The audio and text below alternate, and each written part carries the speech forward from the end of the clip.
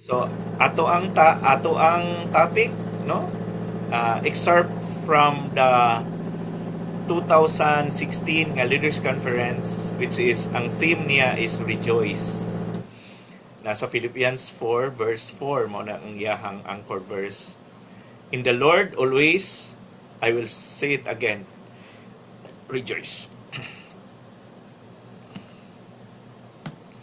So, naay joy sa New Testament, mga brothers and sisters. Nag-ingon diri the joy of the sower and the harvester. No? Nasa New Testament makita na to.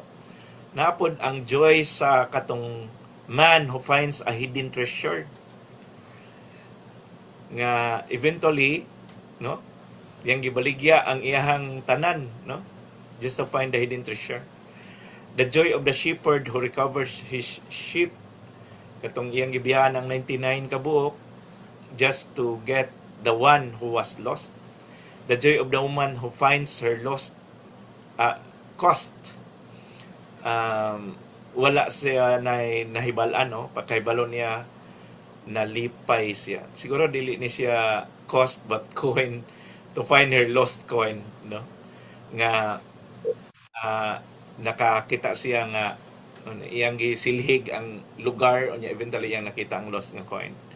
The joy of the father who embraces his son returning from a prodigal life. So kani siya ang mga joy, no, nga atong makita sa tao nga naka-receive because of the circumstance outside, no? Outside. Sower and harvester, katong shepherd nga nakakita siya sa sheep, woman nga nakakita sa lost nga coin, unya ang katong father nga iyang gigakos ang iyang anak gikan sa layo nga dapit. So kani siya mga igsoon nga gi-center sa joy in the New Testament katuning naa naka-anchor sa mga tao nga grabe ang ilahang pagmaya o kalipay. So karon mga igsoon, ang pangutana, maka-rejoice ba kuno ang usa ka tawo? How is it possible to rejoice in the face of a death sentence whose execution is now imminent? So malipay pa ba kuno siya? So daghan ang pwede natong mahimong tubag.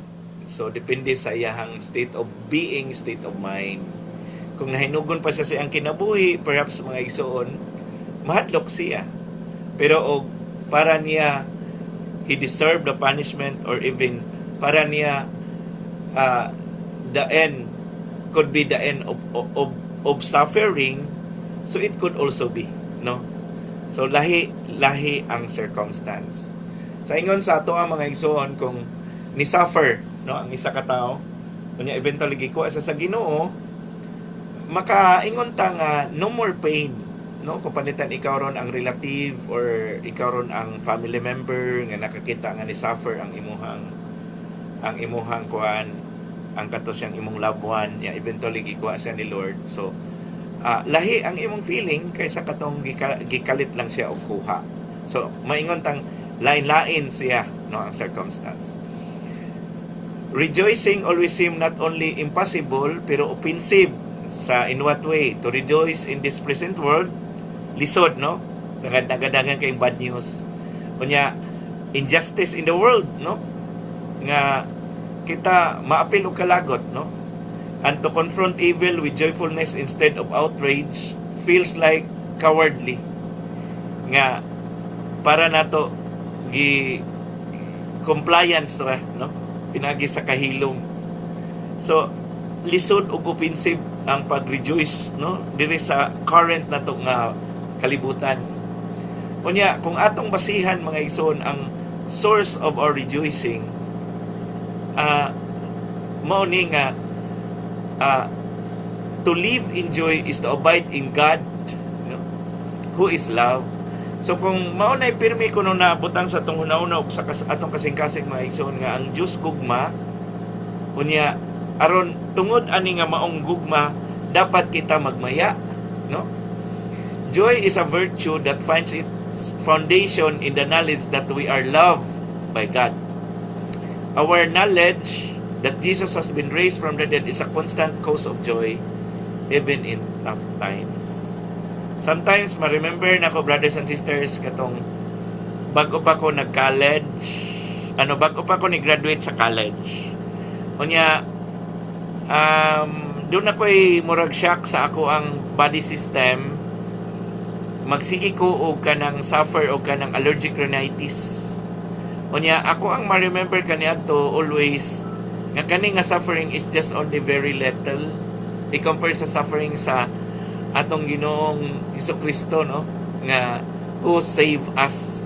So I can remember, brothers and sisters, sa boarding house atong nga time, magluhod ko unya kana bitang luhod nga kanang wala jud kay sapa gid ba aron ma-feel na ko ang pain.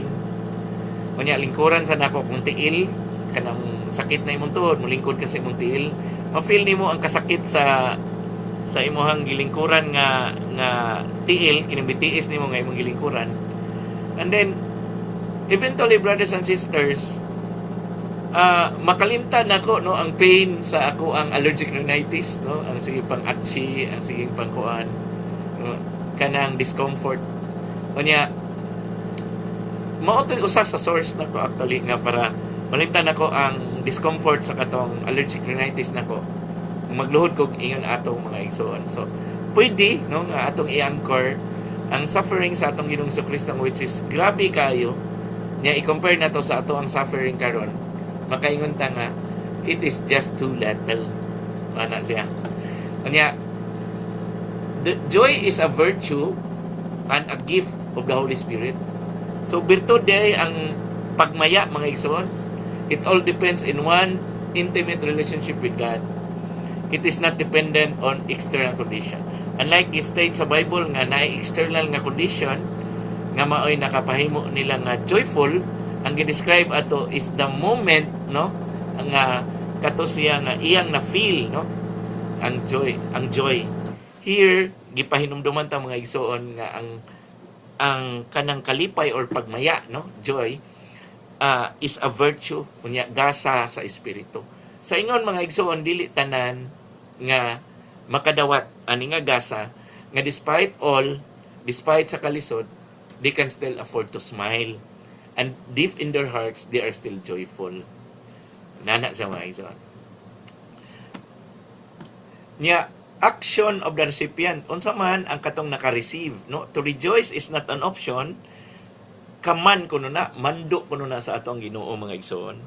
It is our duty as well as in our own best interest to have a rejoicing attitude. Sa ato pa di ay sakto mga igsoon, no? Kung naa nato ang Ginoo, there is no sorrow nga pwedeng mo-defeat nato. Because when the Lord is with you, the Lord commanded us to rejoice always. Rejoice in the Lord always. Discriminating ka man, no? Kani siya. We are to rejoice in the Lord and things pertaining to Him. In our hope, nasa Romans 12:12. With those who rejoice, nasa verse 15. In tribulation, katong nasa kanang mga pagsuway, no? Nasa Romans 5, verses 1 to 5. In sharing Christ's suffering, nasa 1 Peter, no? Nga, despite, no? Despite sa ato ang circumstance, para sa katong akong gi-share ninyo sa una mga igsoon, katong bago pa ko nag-graduate sa college. So, we share, no, Christ's sufferings. In our names, being written in heaven, manang kita, sa atong pagpaningkamot, no, sa pag-build sa atong community, kita mga igsoon, na atay kanang mo rejoice ta, because maybe, no, dili man ta for sure perhaps, pero maybe, our names are being written in heaven. And also in truth, no? Nasa 1 Corinthians 13 verse 6. Kung atong basahon ning Corinthians 13 verse 6, brothers and sisters, 1 Corinthians chapter 13 verse 6, atong makita 13 verse 6. Nag-ingon diri, brothers and sisters, sa New International Version, love does not delight in evil but rejoices in truth. So, ang gugma ko no, dili mo delight no sa heaven, brothers and sisters, sa evil, no, but sa kamatuoran. So mao na yung mga discriminating command. We are not to rejoice in unrighteous, no? Nagyapon sa first katong verse 6, love does not delight in evil. Mga unrighteous, dapat dili ta malipay nga naata kay natay tikas nga nahimo inana mga igsoon, no? Sa Proverbs 6 verse 18 na makita sad mga igsoon nga nag-ingon 6 verse 18, a heart that devises wicked schemes feel that are quick to rush into evil. Manay danger no dahil let us examine our hearts. Kanya nasa the flesh or our ancestry, no? Kanibang katagbawan sa atong unod, no? Dita dapat mo rejoice, or even our own accomplishments kanabang because of ato ang mga nakapot, ato ang mga status sa kinabuhi, dapat din mga igsoon atong nga dili na angay, no? We are not to rejoice with that, no? Atong basahon 1 Peter, brothers and sisters. 1 Peter 5 verse 5 nag-ingon, in the same way you are younger, submit yourselves to your elders. All of you clothe yourselves with humility toward one another, because God opposes the proud but shows favor to the humble. So dapat maghinambog, no? Kana siya, no? Yeah, worldly wisdom. So unsa man yung mga worldly wisdom, mga brothers and sisters? Nasa 1 Corinthians chapter 1 verse 20 to 21.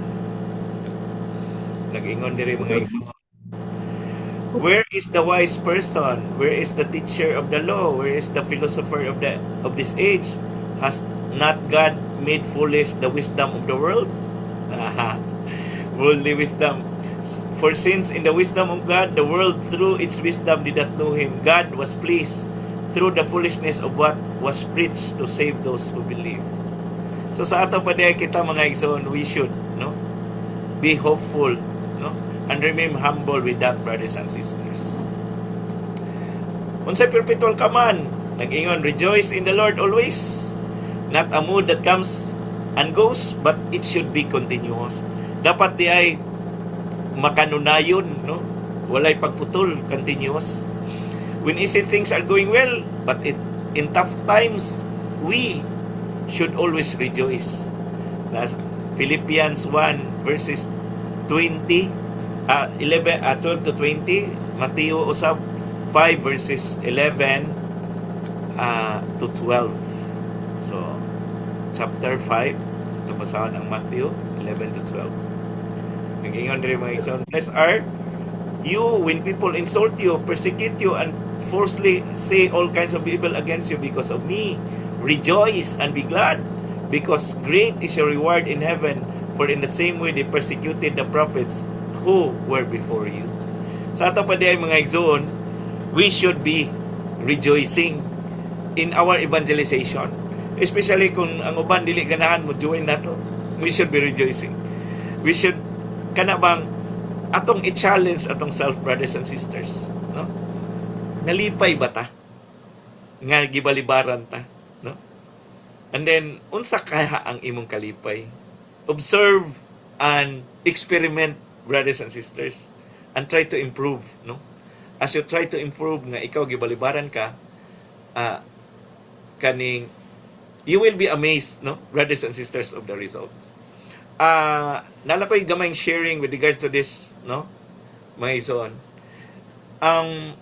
Sa una, mamaligya ko, mahadlok ko nga mabalibaran. Until such time, ako ang gi-experiment sa akong self nga akong ikalipay kung balibaran ko. So eventually mga igsoon, tungod ni ana ni ni improve ang akong performance because ang ako ang pangutok lahi, no?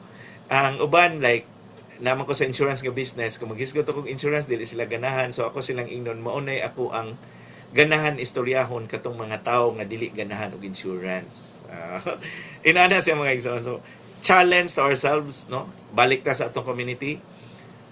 For those nga eventually masuko nimo, so try, no, to rejoice amidst of those brothers and sisters. Imo ba gyapon na siyang ma-feel? Imo bang ma-feel ang pagmaya despite nga giinana ka? Inana siya mga igsoon. So it's up to us to experiment, no, kung unsa man ang imuhang mga bation perhaps nana siya. So ang ato ang kinabuhi is a eskwelahan nga sigihan nato og kanang study. So sa ingon unsa man ka karon, unsa may imong observation ka sa imong kaugalingon, kaning unsa may kausaban nimo since last year, na unsa man ka, na ba kay dapat na workout, no, na improve sa imong self, like sa una dili ka masuko og inanion, unya eventually masuko ka og inanion ka nya karon wa na kay ka nasuko, unya unsa man ang imong pagtan-aw sa uban, inana siya, na easily discouraged ba ka or wala na kaayo, you just have to feel the smile and the warm brothers and sisters of God's goodness na should manifest itself in acts of kindness na manay perpetual kaman. How do we make the joy of the gospel increase and take deeper root in our lives? Jesus gives the answer. He said to his disciples then, and he says it to us now. Go forth, proclaim. Maragay ang isulti. Padayon mo, no? And then proclaim the goodness. The joy of the gospel is something to be experienced, something to be known and live only through giving it away, through giving ourselves away. Paingon ta mga igsoon, atong makitan ang uban natong mga kaigsuunan nga kanang nagbutang og trumpa, nagbutang og kanang speaker, ana din na sa busy nga lugar, sa merkado. They just proclaim. They just say what they have to say, no? In accordance to the spirit that reveals to them. So, as Catholic brothers and sisters, do we close our ears? Or maybe you just open a little bit? Or just open, no, your ears. Perhaps the Lord might be telling you through them. So, inana siya mga igsoon. Karon nga nakahibaw ka nga ani nga pagtulunan, kung pananglitan naa karoy nagtabi-tabi di as plaza, no? Nya paghuman, do you try to remember this teaching, brothers and sisters? Imo bang i-close ang imong ears? Di kami, no? Or just be a little curious unsa kay imong makatunan sa ilang gisulti karon, mga igsoon. So what is this what the Lord tells us today? A Christian finds joy in mission. So dapat, no, kita na sa kamotis, we are continuously in a mission, no? Kanang padayon nga atong ginaagni, no, ang halos tanan, no, kinsa pa man kaha, we are in a mission if we nadiri gibutang go out to people of every nation, pero diha sa to go out to every people in your barangay, no? Diya sa Baliis pananglitan, napabadihay silingan nga wala pa nato na evangelize based on our scanning. Kani wa pa nina ko na evangelize, kani na try na nina ko evangelize pero wala nya, pwede ba ka nina ko karon, no? Kung ani nga lugar, no, imong iscan, no, being in a mission and keeping this teaching, no, keeping the joy in our hearts nga malipay ta, no, as we approach people ngato silang invited. Mo ni ang challenge mga igsoon, mo ni ang teaching, no, nga dapat i-instill sa tagsa-tagsa nato ka mga leaders or even those kanang mga members who are actively participating our evangelization effort. Being a missionary, no, we should find joy of like approaching people, no, atong duolon istoryahan. Kunya dayon, reflect sa imong kagalingon. Nalipay ba ka or nahadlok ka, napanuko ka? Oo. I remember katong nangadto mi dito sa may sa kanang diya sa San Fran, nangadto mi dito dapit sa kuan ila ka brad dito Dennis Dool. Nga nato yung mga balay nga nindot niya nahadlok sila ko.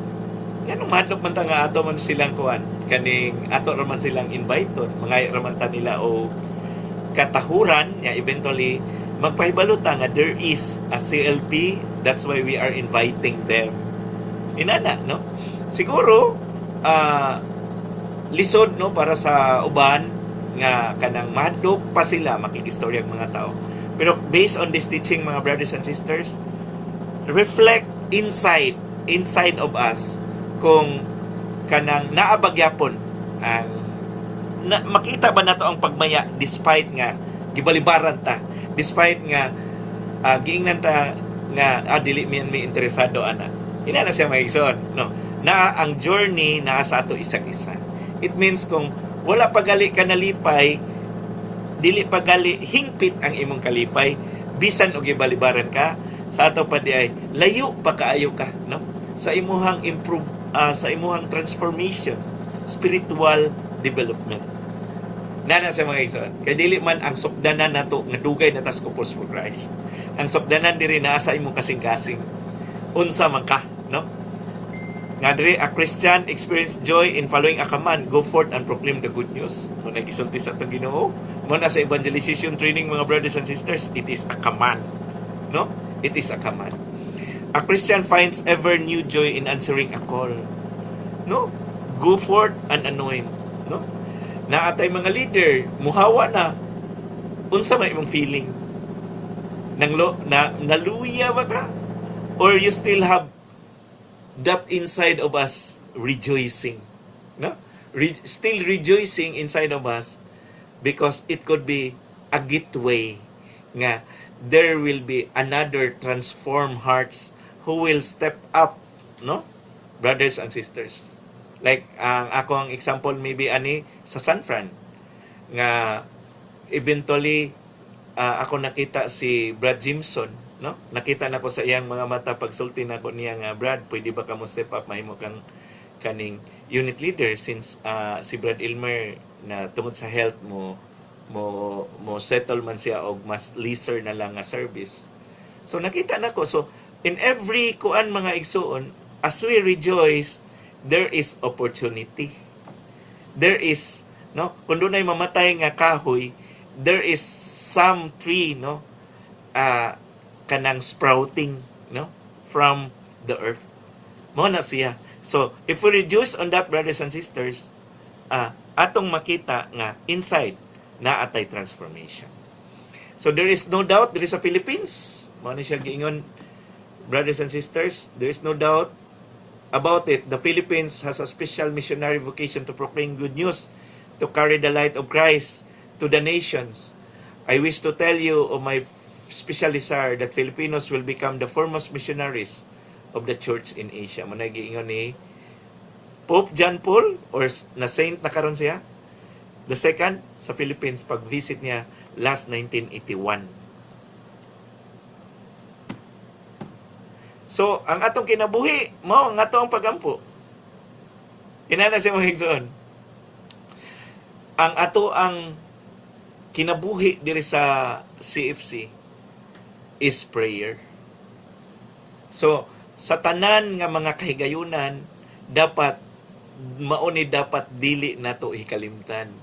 Sa giingon pa ni Pope Francis nga prayer is the oxygen of our faith. Same also in this community. Regardless of any circumstance, regardless nga gisugot tas Ginoo or dili, we will still continue to pray, for it is our very life, brothers and sisters, ang kining maong action nga kining gitawag og prayer.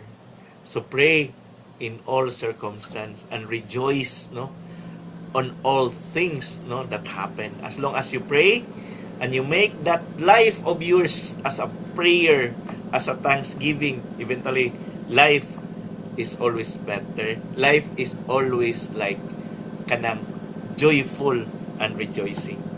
At the beginning, we ask ourselves, now, St. Paul could rejoice when he was facing an imminent risk of martyrdom, an outpouring of his blood. This was only possible because Apostle Paul never lifted his gaze from Christ to the point that he became like him in death. So bisan, no, nga gipanish na siya, bisan sa pain nga iyang na-suffer, brothers and sisters, si Apostle Paul never lifted his gaze. Wala siya mutipas sa iyang pananaw sa ato ang sa atong Ginoong Hesukristo. Kita kaha, no? Ato kang mga leaders, nitipas baka sila sa ilang pananaw, mga igsoon. No? Mo na ato ang matanaw, mo na ato ang ma-observe. Pero we should not be a judge to them, brothers and sisters. We are a leader who are here to love our fellow leaders. Maybe kung nalaylo sila whatsoever, there are things, no, that we should consider, and eventually on the other side you should be rejoicing. Mana siya, mga igsoon. So ang emphasize nga kaman, again I say rejoice. Mo ni ang prayer, no, ni Radiating Christ prayer by Cardinal Newman. Dear Jesus, help me to spread your fragrance wherever I go. Flood my soul with your spirit and life. Penetrate and possess my whole being so utterly that my life may only be a radiance of yours. Grabe, no, mga igsoon? Nya, shine through me and be so in me that every soul I come in contact with may feel your presence in my soul. Let them look up and see no longer me but only Jesus. Stay with me and then I shall begin to shine as you shine, so to shine as to a light to others. Yeah, the light of Jesus will be all from you. None of it will be mine. It will be you shining others through me. Let me thus praise you the way you love best, by shining on those around me. Yeah, let me preach you without preaching, not by words but by my example, by the catching force of the sympathetic influence of what I do, the evident fullness of my love, my heart bears to you. Amen. So, with that, my brothers and sisters, be God be praised. So, maotoy ato ang teaching for tonight, brothers and sisters.